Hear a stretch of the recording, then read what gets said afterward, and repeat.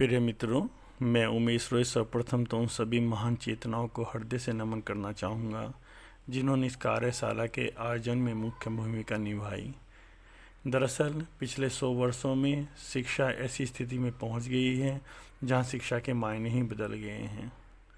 प्रिय मित्रों, अब से लगभग 50 वर्ष पूर्व सदगुरु ओशो ने भी कहा था, मनुष्य जाति को बचाए रखने के लिए शिक्षा पद्धति को पूरी तरह से बदल देने की आवश्यकता है। उसी की देशना पर ओजिमा का जन्म हुआ। ओजिमा, जिसका पूरा नाम ओशी जैन योगा मार्शल आर्ट है, योगा और मार्शल आर्ट व ध्यान के माध्यम से एक ऐसे सशक्त मनुष्य की अवधारणा है जो बाहरी रूप से तो एक योद्धा हो लेकिन अंदर से एक संत हो।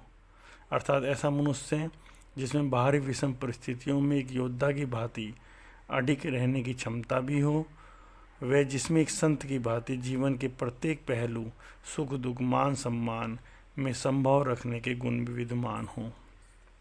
प्रिय मित्रों, ओजिमा गुरुकुल्य शिक्षा पर आधारित है जो विज्ञान व आध्यात्म को समान सम्मान देता है।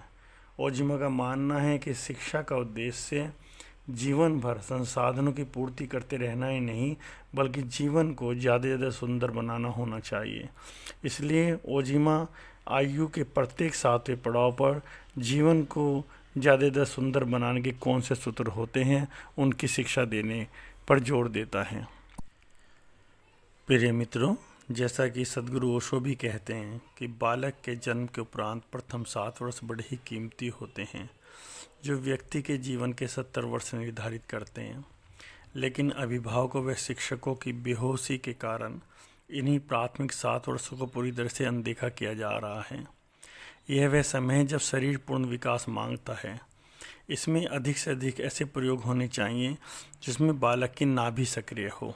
इसलिए ओजिमा में बच्चों को मार्शल आर्ट, लाठी, कुश्ती, जिम्नास्टिक जैसी विधाओं का प्रशिक्षण जोड़ा गया है क्योंकि यह समय नाभि व शरीर के विकास के लिए सर्वाधिक मूल्यवान समय होता है। दूसरा समय बालक का 7 से 14 वर्ष का होता है जब बालक घर से निकलकर बाहरी वातावरण में प्रवेश करता है। पहली बार उसे रिश्तों की समझ होती है। यहाँ ओजिमा में बच्चों को योग व प्राणायाम के गहरे सूत्रों से अवगत कराया जाता है। उसका एक तो यह मुख्य कारण रहता है कि बाहरी परिवेश की जो धूल उस पर जमने लगती है उसकी स्वतः ही सफाई होती रहती है। दूसरा मुख्य कारण 14 वर्ष की उम्र में जो काम ऊर्जा बालक के शरीर में प्राकृतिक रूप से जन्मने वाली है उसकी उधर गति का मार्ग पहले से ही तैयार किया जा सके।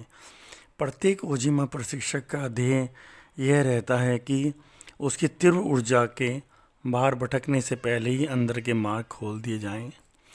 14 वर्ष से 21 वर्ष तक उसमें बौद्धिक विकास पर पूरा जोर दिया जाता है, वह जिसमें शहर से बाहर प्रेरणा स्रोत व्यक्ति व स्थानों से अवगत कराना है।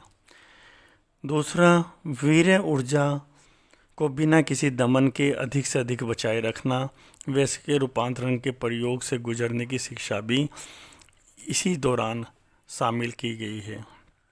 प्रिय मित्रों, ओजिमा ने अपने अनुभव में ऐसा भी पाया है कि अधिकांश नवविवाहित जोड़ों के टूटने के पीछे किसी एक का काम में तृप्त न होना पाया गया है जो कभी भी जग जाहिर नहीं होता। यहाँ पर ओजिमा की मुख्य भूमिका यही रहती है कि विवाह संबंधों को कैसे सुखमय व सहज बनाया जाए। विवाह संबंधों से जुड़ने वाले व जुड़ चुके युवाओं को ओजिमा तंत्र योग के सूत्रों से अवगत कराता है जिसकी जीवन में अहम भूमिका होती है। तंत्र सूत्रों में केवल काम संबंधों को सुखमय बनाना ही नहीं बल्कि उनको आध्यात्मिक स्वरूप देना व शिशु की इच्छा रखने वाले जोड़ों को उन सूत्रों से भी अवगत कराना जिससे उच्च चेतनाओं को भी पृथ्वी पर उतारा जा सकता है। यह भी ओजिमा की शिक्षा का अनिवार्य हिस्सा है। प्रिय मित्रों, ये ओजिमा का संक्षिप्त परिचय है। ओजिमा का मानना है कि शिक्षा वही है जो जन्म से मृत्यु तक चेतना के विकास का मार्ग बनाती हो।